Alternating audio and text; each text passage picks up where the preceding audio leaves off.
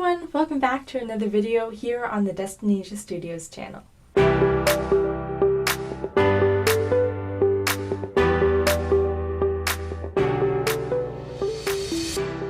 Today we are once again continuing my How to Craft a Minecraft Roleplay series, my guide to MCRP. If you have not seen any of the other videos in this series, I highly suggest going and watching them now, because just like any other series, we are continuing on building on the things that we've already spoken about, so that way you can craft your Minecraft roleplay. Today's video, we are going to be covering a bunch of miscellaneous and somewhat random things in your roleplay. Things that I couldn't quite focus just one video on, so we're just going to cover these things in this video. In the introduction video, I basically started from the ground up with you guys, asking what your genre was, what type of roleplay you were doing, super basic stuff. In the first official video, we covered the whole internal versus external conflict and writing that into your characters to make your story and your series matter and leave an impression on your viewer. Then in the last video, we covered the characters themselves and writing them and making sure that you aren't making your characters stereotypical, but making them unique and their own. So today, first off, we're going to be covering subplots. Now, I will be the first one to admit that writing subplots in a series is not always the easiest thing. It's actually one of the things that I probably struggle with the most when it comes to writing anything. I have no problem writing the main plot and knowing what's going to happen. It's the subplots, which stem off of the main plot, that are a bit trickier to figure out. But I'm going to try and help you guys figure it out anyway, so we'll just do this together. So first off, what exactly is a subplot? Well, it's kind of what I just said. It's not the main plot. The main plot is the focus of your series. It's the bigger problem at hand. The subplots are the things that stem off of the main plot and are smaller conflicts. Maybe an argument that happens in between two of the characters. Maybe some other small turn of events that doesn't necessarily affect the main plot, but it more affects the characters and maybe how they view certain things. Having said that, subplots should be initiated by the characters. Since the characters are usually the cause of the subplots, they should be the ones driving them as well. Just like your main plot should be driven by your main character, your subplots should be driven by either your main character or your side characters. There can be a few instances where the subplots can come from external things, but a lot of the time those tend to be very happenstance situations or just things that just so happen to happen. I guess when it comes to subplots, just try not to overthink them. Try not to over-detail them. Try not to make them too complicated. Because when it comes down to it, you don't want to overshadow your main plot. Yes, it is super important to have your subplots, but make sure that a subplot doesn't become so big and so complicated that it kind of takes over the main plot. Because then, at that point, it's like, what makes the main plot the main plot? Let your subplots feel natural and not forced. Especially if, like I said, they are caused by the characters. Try not to force a subplot or something like that onto them. Like, if one of your subplots is an argument that happens in between two of the characters, make it feel natural. Make it feel like it's normal. Something that genuinely would come up in between these two characters. Maybe it's a conflict in between two different ways of thinking, two different perspectives on the world, or maybe even just small differences. Just make sure it feels natural, make sure it doesn't feel forced or very clearly, okay, yeah, this is just here just to be a subplot. Make sure it makes sense. I just said a minute or so ago that you should not overcomplicate your subplots. At the same time, don't write too many subplots for the same reason. You don't want to overshadow your main plot. You don't want to confuse your viewer. So if you're writing subplots, make sure to not write too many of them at once. Just keep it condensed. Keep it condensed. I think a good way to get ideas for subplots is probably from reading other books, watching other, probably TV series. If you're looking for lasting subplots and subplots that will come up more naturally, I think TV series are the best places to look for them.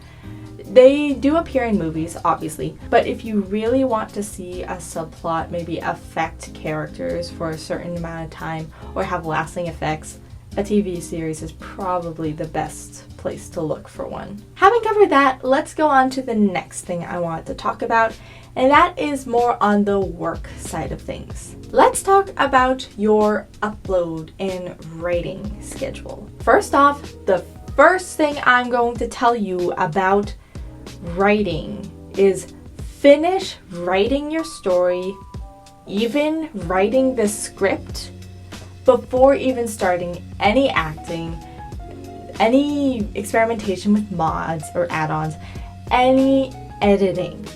Just finish writing your story and your script. You don't know how many times I've seen in the community where someone canceled their series because they had not finished writing the story or they didn't know where to take it from the point they left off on. I'm thinking to myself, okay, if you're in this community, I'm sure hoping that you have your story figured out, especially if it's a character-driven, plot-focused roleplay. I sure hope that you have your story figured out. Because I hate to say it, at that point, if you're serious enough about this community, you're going to finish writing your story. When it comes to the writing world, a writer doesn't just send in part of their story to an agent or something like that. They have to finish the full book, the full product. Otherwise, they aren't going to be taken seriously.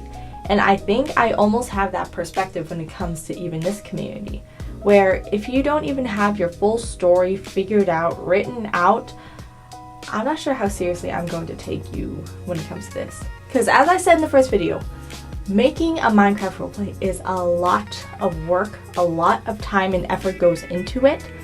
So someone just kind of not even putting in the effort of writing everything before even starting acting, finish writing your series and even your script before getting into the acting and editing and uploading. Please. By doing this, you're saving time, you're not rushing. It is far more manageable when you've completed writing your story and your script and you move on to the acting. Because I know what it's like. When I was doing Memory Lane, for the first 2 seasons, I did not finish writing the full story or full episodes and script by the time we were uploading.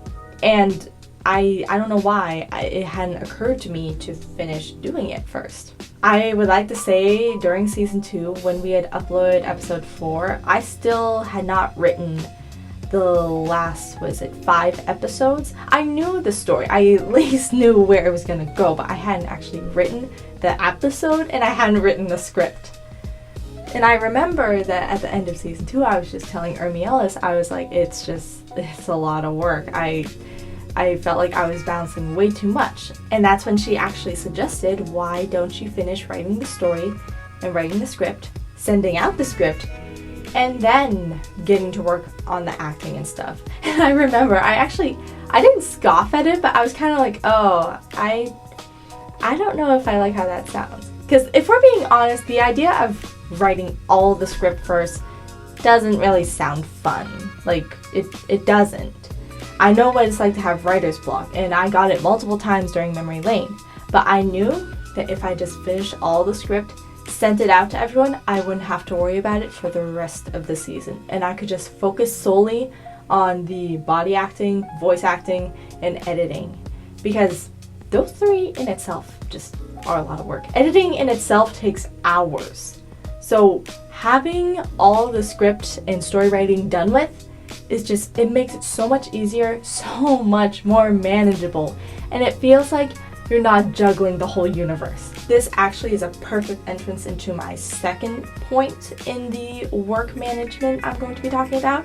And that is, Do not start uploading your episodes until you feel comfortable with the work schedule that you have. Your main goal, especially when starting out, is to aim to not have huge gaps in between your episodes.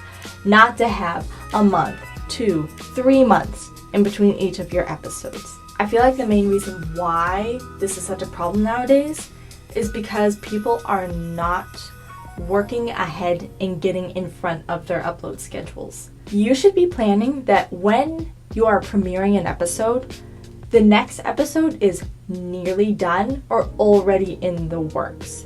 You should be ahead of your schedule, ahead of your work, so that way you are not having these long gaps in between episodes in your series. Doing this means that you might have to hold off the debut of your series, but it's worth it. I know.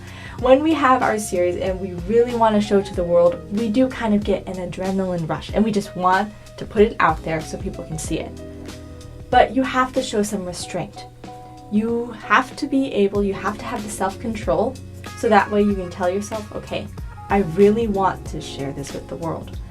But if I do it too soon, I'm not going to have time to recoup and recover for the next episode. I'm not going to have consistency. And that's the next thing I'm going to be talking about. When you are starting out in the Minecraft roleplay community, even just in YouTube itself, consistency is key.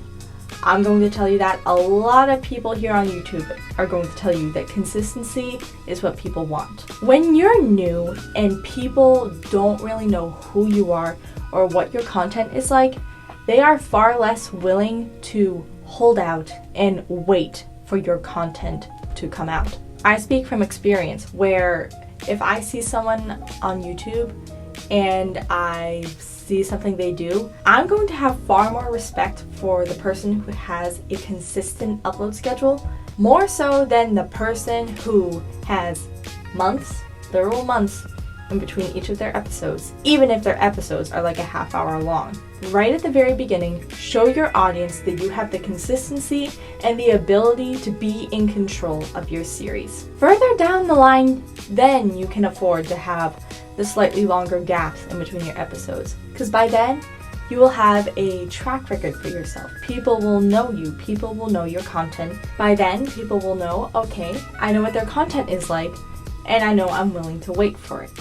So again, just stay consistent, show people what you do, that way they can know in the future. They can then figure out for themselves whether or not your content is worth waiting for. The last thing I'm going to do for this video is actually explain to you guys the work process I used for Memory Lane. So I know I've already said it before, but right even before I started Memory Lane, I already knew that it was going to have 7 seasons. I already knew that I wanted to make a long-term, long-running roleplay simply because I wanted you to be able to look back on a character's life and just see the growth in the things that they went through. So yes, already off the bat, I even knew what the seasons were going to be about. I think if anything, the only seasons that I was a bit unsure of what was going to happen was probably 6 and 7. From the very beginning, from seasons 1 to 5, I had that all figured out. So you might be wondering, how exactly did I go from getting everything outside of my head into the product you see today? First off, I wrote everything in a notebook.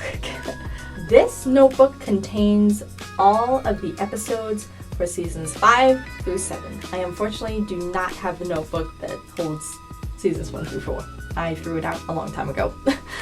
And basically what I did was that I took each episode, I did not write dialogue, but I instead wrote each scene and the gist of that scene. I'm going to read something here as an example. We have this page, not that you guys can really see it, but I have Memory Lane, Season 5, the title of the season, and then its plot. It's August before junior year and Eden and her friends are ready for one last summer extravaganza, etc., etc. After I've written that, I then had a page of which characters were going to be in there, which were supporting characters, which were side characters, if there were any returning characters, And then I would start writing each episode.